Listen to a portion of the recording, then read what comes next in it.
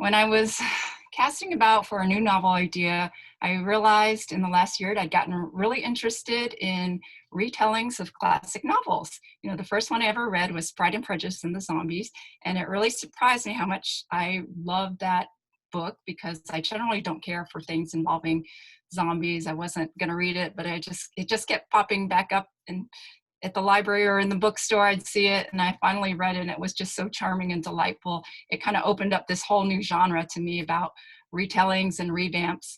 And then in 2018, I think that was near the time I was looking for that new novel idea, I saw The Woman in the Window, which is a kind of a revamp of Rear Window, one of my favorite all-times movie, and it was like, ooh, why didn't I do that? So then I tried to think of books that I love, and one of my favorite books is Rebecca by Daphne du Maurier, which is a 1938 classic that you probably may have never heard of, but it's never been out of print since its first released, and I just thought, well, maybe I can do something with that. Let's see. So, this Rebecca is about a shy, timid young woman who marries a wealthy estate owner and lives in the shadow of his, what she perceives as his fabulous first wife who had died the year earlier. So when I tried to think about how to work with Rebecca in the modern day, I knew I didn't really want to write a marriage story, and I didn't really want to write about the fabulous lives of wealthy people. And since I was coming off Girls on the Line, I learned so much about the unintended consequences of the one-child policy, and especially the pressure that young people are under. I just began to see how I could possibly make this a story, because Rebecca is about, jealousy and insecurity and identity, societal expectations, and it draws on issues of like class divide. So I thought I could do something with that. Okay, so let me see if I can go to the next slide. Oh. Okay, so China's economy has grown like crazy, and it's really caused a division between the rural poor and the rising urban class. Adults from the rural areas migrate to cities to work, and they often have to leave their children behind to be raised by their grandparents. And they're called the left behind children, and there's like 61 million of them. And they only see their parents during the new year, or sometimes even every couple of years. And so Na in the story has a younger brother that at the time of his birth, the policy did allow for families from the countryside to have a second child if the first one was a girl.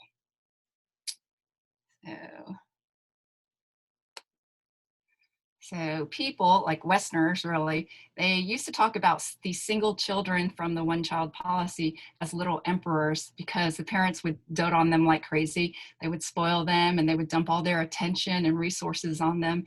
But that's really great until you're about 3 and 4, where when your education starts becoming an issue and your parents want to push you to achieve. And if you're your family's only kid, you're sort of your parents' retirement plan, because children take care of their parents in their old age in China. So they really start putting on the pressure at a very young age to achieve. And I really haven't seen that label of little emperors very much in the media the last couple of years. Okay. And see, this next slide is about how important education is in China. The only way to get into college is by the single all-encompassing test called the Gaokao. It's a 9-hour test taken over 2 or 3 days, and the competition is fierce. There's like 10.7 million students took it this past June, and there are only so many spots in the colleges and universities. And so it's very competitive, especially elite colleges. Everyone wants to get in those elite colleges. So parents begin, the education and extra classes, all academic. And when you're approaching the test, when you're a senior, you are studying 12 to 16 hours a day. And here's an example of the extent people go to. These kids are getting IVs to stay hydrated, so they don't have to they don't have to stop studying. You know, I've read anecdotes of girls getting on the pill so their menstrual cycle is regulated during that period, and there are like cram boarding schools that you go to. Moms will sometimes quit their jobs so that they can prepare like 3 special meals a day, lucky meals, all that. So of course that there's a big emotional toll on these kids, but that's how they do it, because it's amazing what they can endure when you grow up in, you know, in any culture, but especially a culture where social policies and societal expectation, you know, are, you just don't think to question, because the propaganda is so much around. You just do what's always been done, and you just kind of go with it. You know, China is such an amazing powerhouse of propaganda. You know, the traditional Confucian and communist ideals about caring for the bigger society and respecting your parents are deeply rooted because of that, you know, the strength of the propaganda, which starts early. You take moral education classes all through high school. You see the billboards. These are all billboards about the one-child policy. And people you just don't think to question that when you're just inundated from propaganda. And then this next one. So in 1997, the government noticed the huge gender gap caused by the one-child policy. There are 30 million more men than women. And the government began to worry that that was going to destabilize the country. All these single men who are just, you know, randy, you know, they might get in brawls, they might turn to drinking, gambling, sex trafficking, all that. So they wanted to focus on the women and pressure the women to put aside getting advanced degrees, focus on getting married, you know, don't focus so much on your career. And they started this propaganda campaign calling women shengnu, leftover women. So saying if you're married at the age of 27, you're leftovers. And these are some tips that they give through the All China Women's Federation, which is supposed to be the feminist group of the Communist Party. And they just really drove this shengnu, this leftover woman idea, into the mainstream media through, you know, articles with tips, comics, and you know, just in every way possible into the mainstream media, until the parents, you know, were beginning to really feel the pressure of their children, and then, you know, they in turn are great at pressuring their daughters. And they're even you know, their massive dating events, their marriage markets. So that's the next thing. So here's a image of a, you know, the government hosts these huge dating events, and on the other side there's a marriage market in the park where parents go. They put up little ads about their children, and they go and they exchange information trying to find blind dates for their kids, often unbeknownst to the child. And then what else I got? And that's all I have for the slides. So let me see if I can stop the share there. Okay. And so those are just some interesting facets of Chinese society that I drew on when I was coming up with the storyline for Like Spilled Water. Thank you so much, Jenny. And I do want to get to the conversation with you and your nieces, but I just have one question. I'll just selfishly satisfy my own curiosity before we move on to that, which is, what do you know how successful that Leftover Women campaign might have been, or if there was any pushback to it?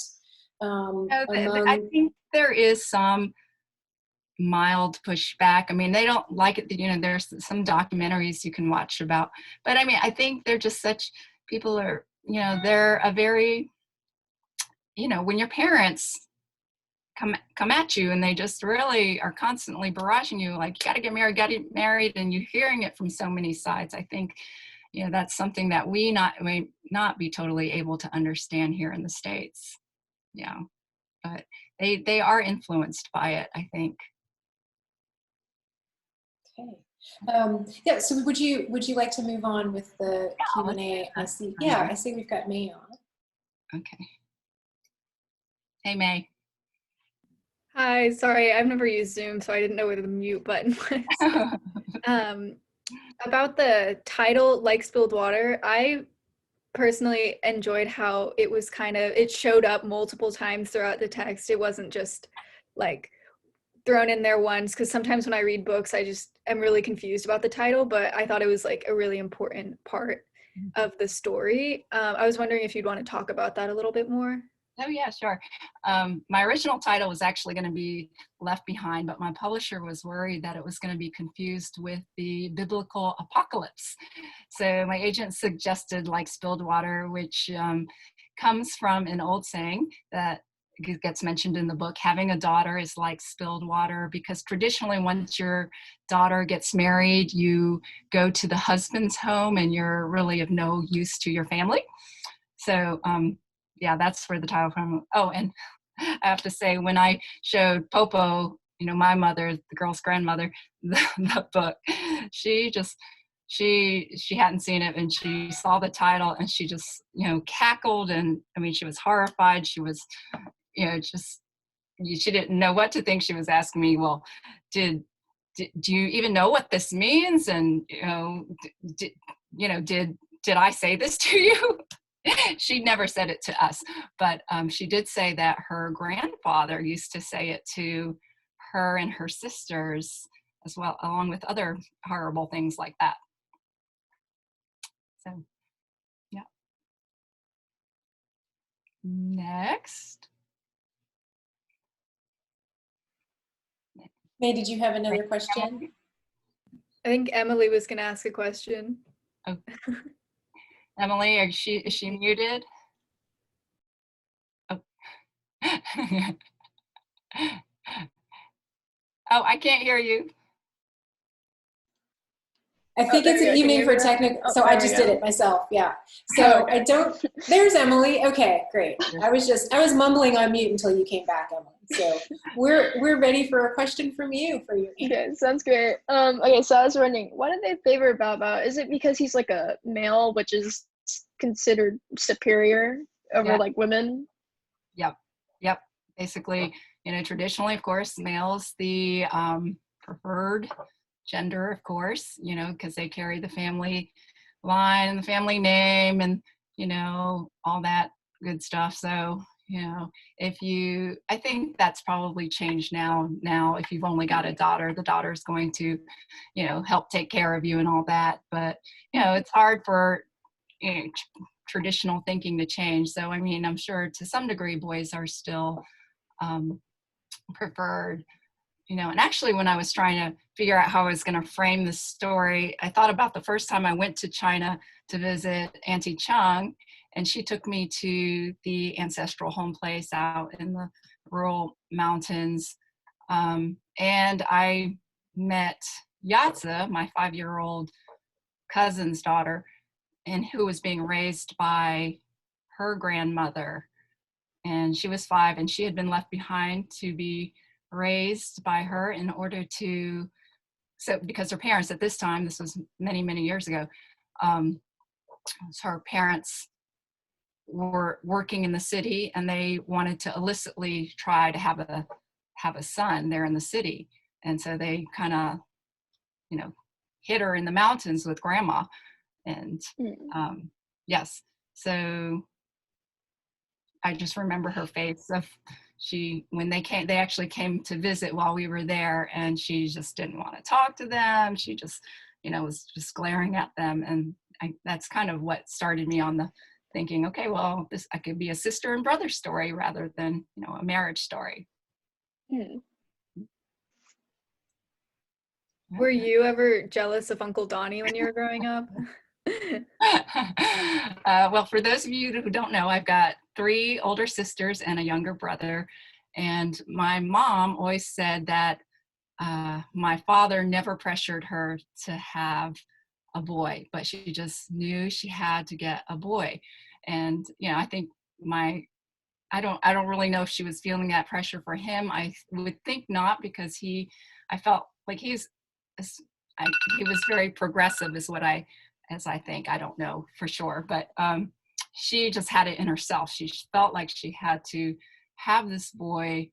And of course, I probably had a flare of jealousy or two, not necessarily because he was a boy, but because he, you know, usurped my place as the youngest child. But, you know, and I honestly don't know the extent of my 5-year-old cousin's jealousy. It probably was just the same younger brother, because I do think, you know, it's so accepted there. It's so understood that the boy is preferred. You know, from the interviews I've read of siblings, like the daughter, if she has a brother, she doesn't really hold on to that jealousy, doesn't really have that jealousy. So, you know, I do have to say, when I remember in college, when Uncle Donnie had to, I remember having this conversation with him, and he had decided he did not want to be a doctor. He was so scared, so nervous to have to tell, you know, my parents that he didn't want to be a doctor. That was something he totally dreaded. And I just remember feeling, oh, good. I'm so glad I don't have any of that pressure on me. You know, kind of fourth child, fly under the radar. Fabulous, you know. Next. Emily, May. What do you got? May? Emily? Oh, are you muted? Oh, Stephanie, Emily needs unmuting. Oh, because Emily went out and came back in. Yes, thank you. Yeah. Meanwhile, let me ask one of the audience questions. Okay. And then it'll just take me a second to find the right spot to unmute. Okay. And so this question is a Rebecca reference. Is there a Mrs. Danvers in the book? No. I would have loved to have written a Miss Danvers in, but I couldn't figure out a Miss Danvers at the time. I do think there is a riff on Rebecca that's called Mrs. Danvers. I haven't read it yet, but I'll have to look for it. And now Emily can ask her question. So I was wondering, is Na's parents meant to be written as like stereotypical Chinese parents? Like, you know. Now, we don't like the word stereotype in author world. But yes, they're meant to portray common people who have the worries and anxiety of their station of life, you know, people from the countryside.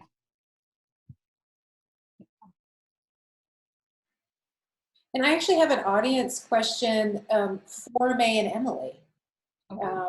And what did you like about the book? Which is a great question. And maybe, May, do you want to go first? Yeah, I just like really enjoyed the book. I just read it recently. I really liked there was an element of mystery, and I like how when I was reading it all the way up until the end, I was like, how is this gonna finish? Like, there's not enough time, but it kind of like puts it all on you. And like, I was just like, I really like books with suspense in them. So that was really enjoyable for me to read. Oh, good. Thanks, May. Definitely say I agree with May on that one. I really enjoyed the foreshadowing before, and like it ended completely different. Like I couldn't even guess the ending, because usually with books you can guess the ending. I couldn't guess the ending on that one. Like it caught me completely off guard, and I was like, wow, that's actually really good. Like I thoroughly enjoyed the book, actually. Thank you. Biased. But you know, that's an honest response with the actually at the end. Just, you know, they weren't assuming going in, but it turned out well. And I remember Emily mentioning before we started that were it not for other demands on your time, you probably would have read it again. So that's a pretty that's a great endorsement. And Joanna O'Sullivan just posted a link to Pride and Prejudice and Zombies on our on the Malaprop site, and thank you for that, Joanne. Happens to be a great fun read. And we had a question earlier on for Jenny, which someone was asking if you are fluent in Chinese, and if so, which dialect? No. I'm afraid that's unfortunately all I have to say is unfortunately. Yeah, actually, my parents, they sent each of us children supposedly to China the year after we graduated high school, but Tiananmen Square was happening the year I graduated, so I missed my chance at that time and just never got around to doing that extended stay to immerse myself. My parents, they pretty much, once we hit school, I think we just all, kind of began to speak English around the house. My mom was probably practicing her English, and my dad hardly ever spoke at all. So we would listen to them in Chinese, and we would answer in English. And slowly the tide changed to where my mom was answering us in English. And again, we certainly want to avoid stereotypes, but I suspect that's a pretty common sort of trajectory when it comes to assimilated parents. Yeah. And Joanne, who is also Joanne O'Sullivan, for those of you who don't know, also a writer of books for young readers here in our area. So just want to give a plug to Joanne. And she asks, or she states first that it was suspenseful, and asks, as a writer, how do you build suspense? Oh, Joanne, why do you have to ask such hard questions? I don't know. I just don't know how all this happens. It really, I don't know. That's a hard one. I'm going to have to think about that, and we'll have to have another chat another time about that. I did feel happy that there was, some sort of structure in following another novel. Like I knew from Rebecca that there's this surprise twist at the end that you almost don't know is coming. And so I definitely worked towards doing something similar. Well, it sounds like you were successful from May and Emily's reviews. And I actually have another audience question for you two, for May and Emily. And that is, do you see any similarities between your Western Chinese lives, being from Chinese American families, and the lives of the people in China in the book? And maybe May, do you want to go first this time? Yeah, I don't really see many similarities between me and Na, because I don't really get jealous of my brother. He's older, but I don't think he gets more attention to me than me. I mean, maybe sometimes, but not really. I'm not jealous of him. I would say the only similarity I have is yes, I am in my brother's shadow, but that's because he built himself up and became really successful in what he does. So I'm just known for his little sister as that. But other than that, it's because he himself made himself so successful, I guess. Not really, Oh, that's interesting. Oh, right. Well, I'd like to ask the girls also, what have you guys been reading? Or, is there something this summer that sticks out in your mind that you read this past summer that you would recommend to people in the audience? The last book that I read that also similar, it has a lot of suspense and mystery. I'm pretty sure it's called The Lovely Bones. I can't remember the author, but it's really good. It's mysterious. Very good book. How about you, Emily? The last book I read was Warriors Don't Cry. It was about the integration at Little Rock. It was about, the whole situation at the school, and it gave an in-depth about their lives as they were in first person at the school. It was a pretty good book. That was pretty much it. And I'm going to read a new one called Outliers by Malcolm Gladwell. Gladwell. Oh, that's an excellent book. I do want to ask both of you guys, and actually people in the audience too, when you read a novel and it has the author's notes where it provides information, do you guys read the author's note, or do you just, finish the book and that's the end? Or Emily, May? I feel like if I don't enjoy the book and I'm really done with it, then I won't read it, but I do like to read the author's note usually, because I feel like it's missing something if you don't read it a lot of the time. Mm-hmm. Yeah, I agree with that. I usually would read it, but if I really didn't like the book and I just wanted to just like put it away and like stop reading it immediately, then I wouldn't read it. But typically, yes. Good. Okay. So we'll go to another audience question, if that's okay. And so this one, Jen and Owen are asking, stating first and then a question. Jenny, you're so great at building strong female characters, which appeal to a young audience. How would this book appeal to a young male reader? I don't know. Well, someone later asks about your sons, but well, Alex started it, and then he kind of drifted it. He said this summer he hasn't really been wanting to read kind of heavy stories. So I guess it just depends on what you're into. Like Alex only wants to read humor this summer. Perhaps that's the time of COVID. But he's been really picky about what he reads, whereas in the past he would just read anything I recommended that I thought was excellent.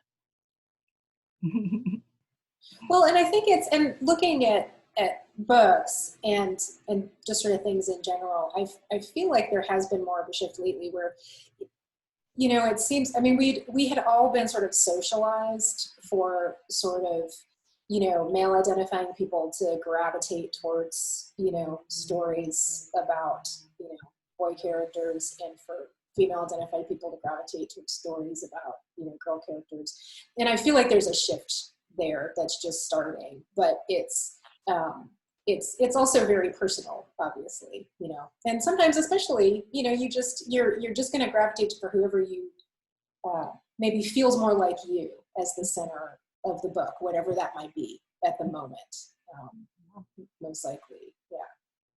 But I think it's great for people to, one of the great things about books is we can get inside other people's stories, and it helps us to empathize and to learn about other people so well. So we always hope that we can, connect people with books that actually are about people who are different than they are. So this sounds like it would be a good choice. It's a suspenseful story. What's not to like? So we've got another sort of writing question for you, Jenny, if you would like to do that, unless you want to do some more with May and Emily. Oh, either way. And I thank you for moderating the questions, because it's kind of overwhelming to listen and look at the questions at the same time. Yeah, it's a lot. That's what we're here for.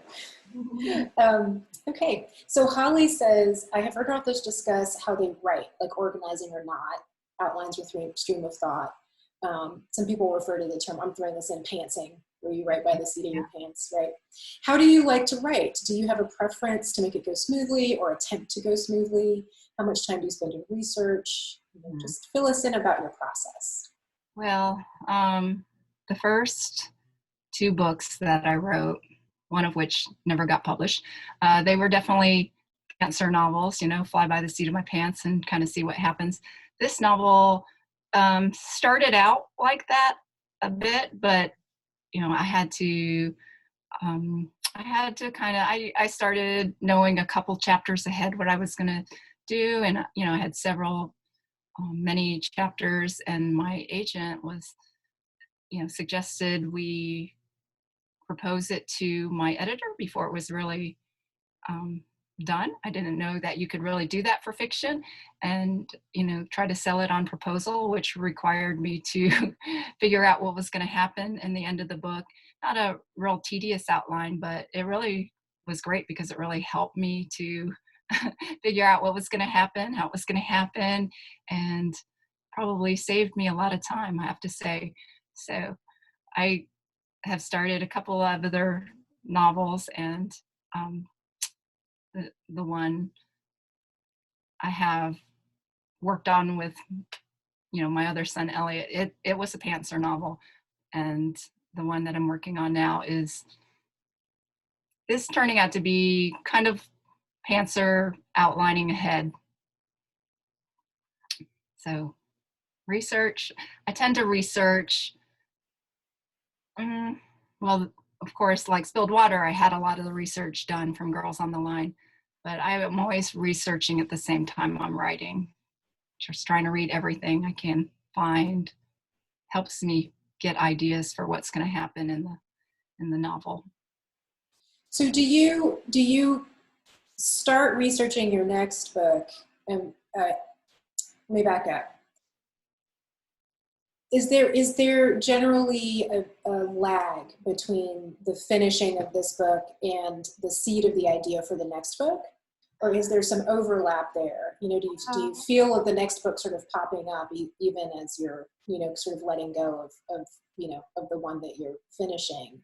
Well, the publishing cycle is long. So, the novel, the first draft of the novel may be with the editor, and so then I might start on something else until she gets it back to me, which may take months and months and months and months, and so it's definitely overlaps, I think. And you're researching as you get started, and then it sounds like you continue to research throughout while you're in the writing process.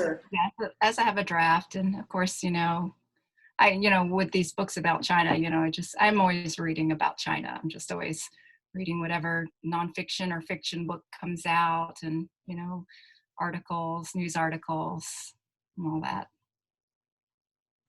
That's actually a good segue to another audience question from Jill, who asks if you have gotten any feedback from Chinese readers. Not necessarily on this book yet. I was recently contacted by a Chinese librarian. She immigrated here to the States, but she's a librarian in Brooklyn, and I'll be doing a book talk with her library. But we had a long talk the other day, and I think, well, she came over to the States, in the 80s, I believe. So she just thought it was really interesting because she'd been out of the country too. So she hadn't really, didn't know a lot of the things that she had learned about in Girls on the Line. Well, and that sounds like a great thing to be able to do with a novel, especially. And I think people will, and it is a novel, it's fiction. But people, may gravitate more towards a nonfiction book, and then, the sort of side benefit of reading a wonderful story is then you also get to learn something. And so, can you talk to a little bit about what you want people to get out of other than an enjoyable reading experience? If there's something else that you would like for people to take away from your books. Well, I think it's really interesting, again, about just understanding. I think a lot of times when Chinese, for instance, students come here, they're very nationalistic, and they're very perhaps protective of the country, and I just think that's so interesting, and I feel it myself in many ways. Although there are many problems, of course, in China, but I think the important thing is just realizing, like, when you grow up just surrounded in this culture, that it can be hard to see that you have blind spots. And I think that not just for the Chinese, but for us as well, we surround ourselves with the media outlets that we like. There's information spinning, there's all that stuff. So it can be hard to see our own blind spots. And yeah.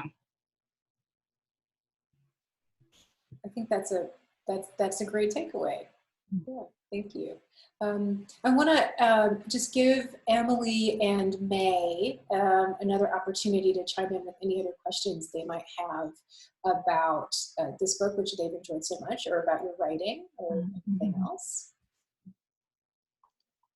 So Aunt Jeannie, I was wondering, when you talk about the countryside, is that supposed to mean where like the outcasts live, like the outsiders?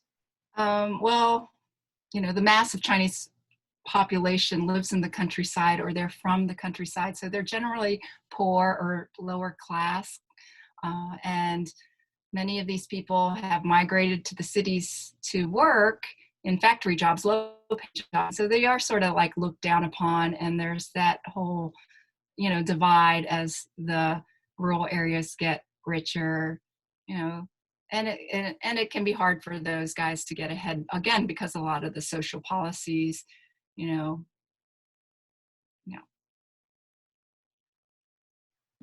And we've, oh, I'm sorry, May, go ahead. There's a little lag, I apologize.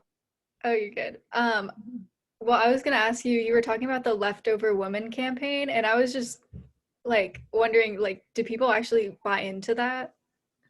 I think It's kind of crazy. yeah, that's similar like to what Stephanie asked, and I just do think they are, and I think they are buying into it. There's like all these television shows about Shengnu. There's you know, just when it's just surrounds you on so many sides, and your parents are nagging at you to get married, I think you just can't help but feel that pressure. And, you know, again, I think it's something that we can't understand as Americans, but, you know, they have really pushed it into the mainstream media as this is a normal thing that you should be worried about. You should, you know, get married younger, or you're, you know, you're not going to be able to have children, and, you know, it's your duty to society. Mm-hmm. Well, and I was just going to interject that I think for people who are older, it actually isn't that hard to conceive of that being a focus, right? Phyllis Schlafly comes to mind. I think there's a TV show on now that features her, and for some people, as we speak, that's, you know, here in this country, and, you know, not recent immigrant families necessarily. There's still that kind of, you know, strict sort of gender role application to women in particular around family, and even when women go to college, you know, it being a goal to get an education, but that being sort of a side benefit, and the real goal being to find someone to marry. That it's not, you know, that far in our rear view mirror here either. So maybe just a little bit looms a bit larger in China. Yes. So many cultures have this. Yeah, absolutely. Oh, and thank you, Patricia. Yes, that's what I was thinking of, Mrs. America. If I could jump in just for a minute. Please do. Phyllis Schlafly spoke at my women's college. I'm 52 years old.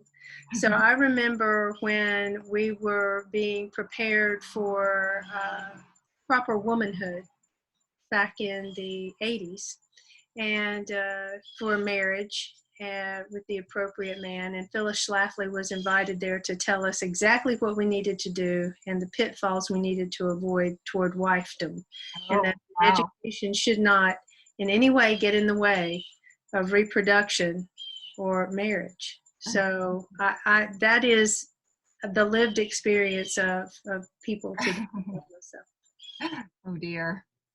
Yeah, it sounds like some people working on the propaganda in China were probably reading Phyllis Schlafly and some other prominent Americans. Oh boy. Yeah. So I want to invite, we have a few more minutes, so I want to invite people to go ahead and chime in now if you have any more questions. And I will go ahead. Jenny, you asked your nieces what they were reading and what they'd like to recommend. what are you reading? What would you like to recommend? Oh boy, what have I been reading this summer? The book that really sticks with me is Your House Will Pay by Steph Cha. And what else did I just, I read so much, it's just so much in my head. One thing I think I recommended to those girls, well, and many people have read it probably, Stamped by Jason Reynolds. I just learned so much about, um, you know, anti-racism here in in a historical context.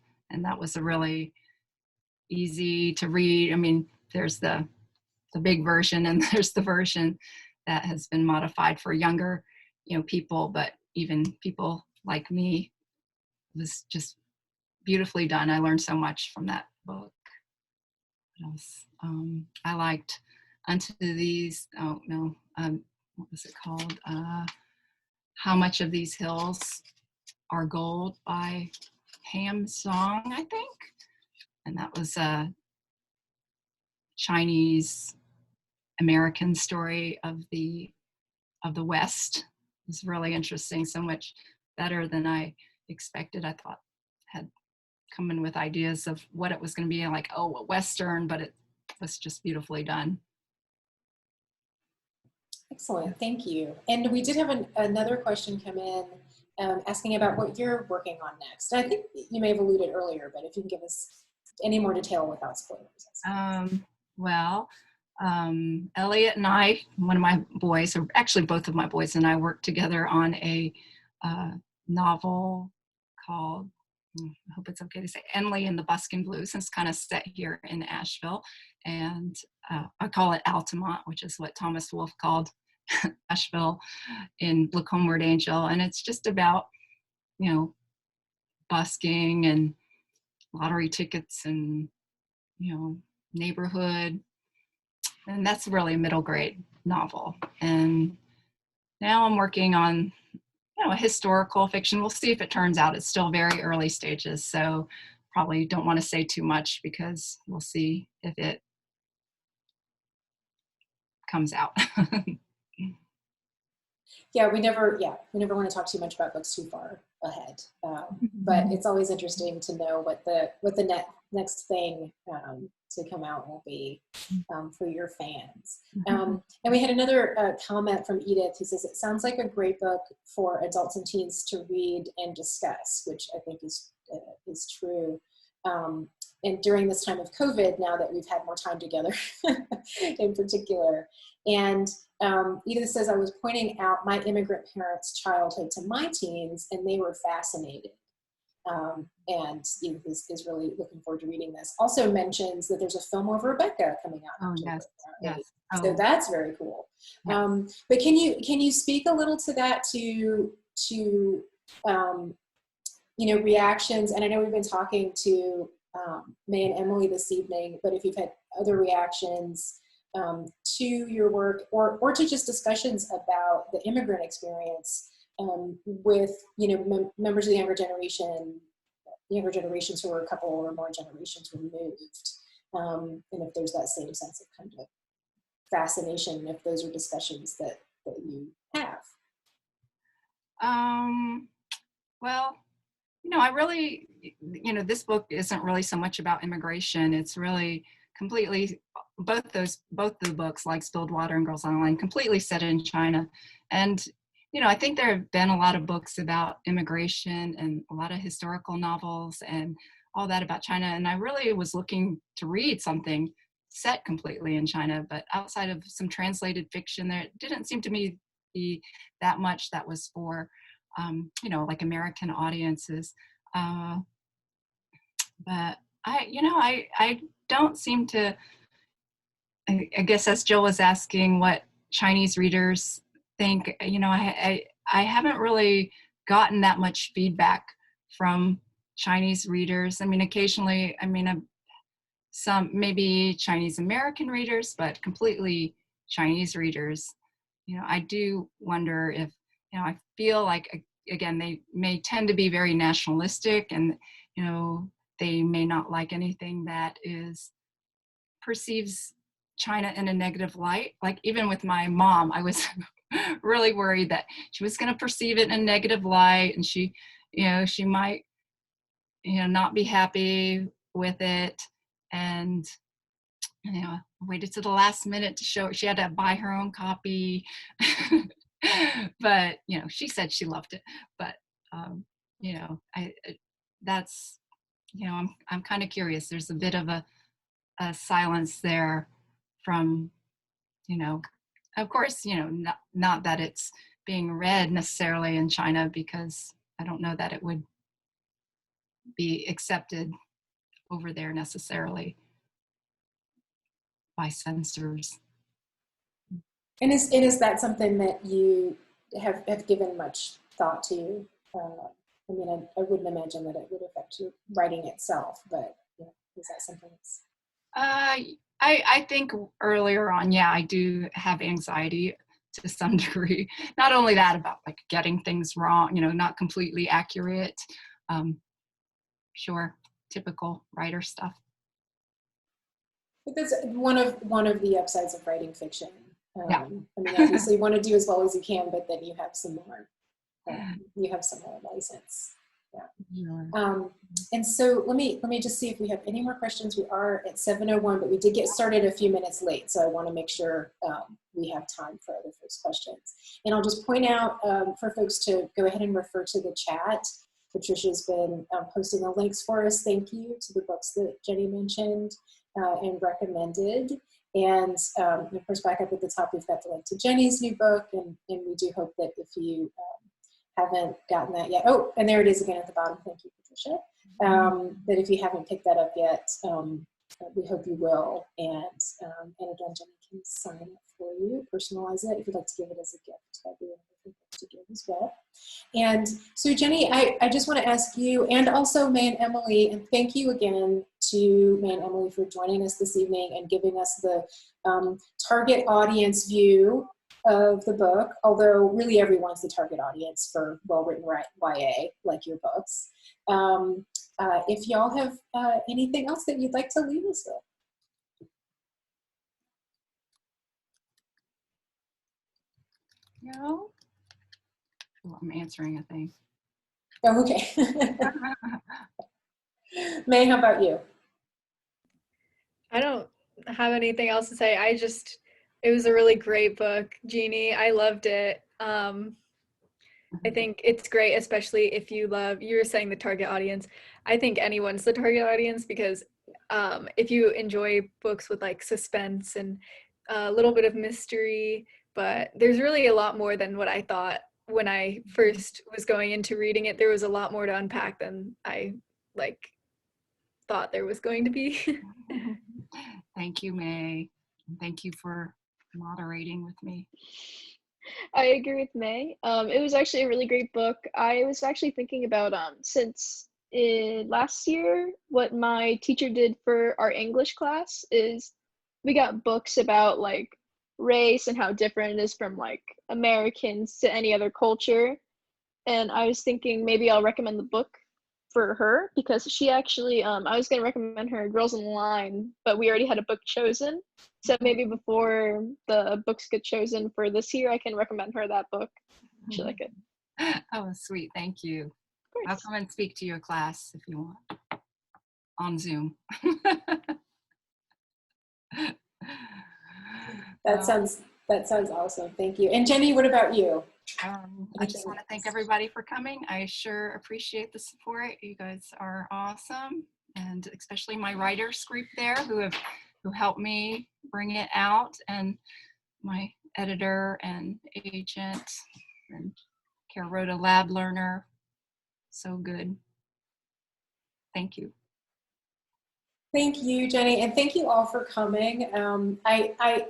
I've said this before, and so if you've been in others of our events, you've probably heard this before, but I think we're so fortunate right here in Asheville in particular in terms of the writing community, and I mean Western North Carolina in general, and in fact the state of North Carolina is a great place to be in terms of literary community and literary energy, but right here in particular, And then even more specifically in our community of people who write for young readers, for middle grade readers and young adult, or just, and so Jenny, you're in a great group, and people, we just have so many wonderful writers here, and we at Malaprops, of course, love to be part of that community in our capacity, and so we always just really appreciate seeing new books come out from y'all, and we congratulate you on this new book,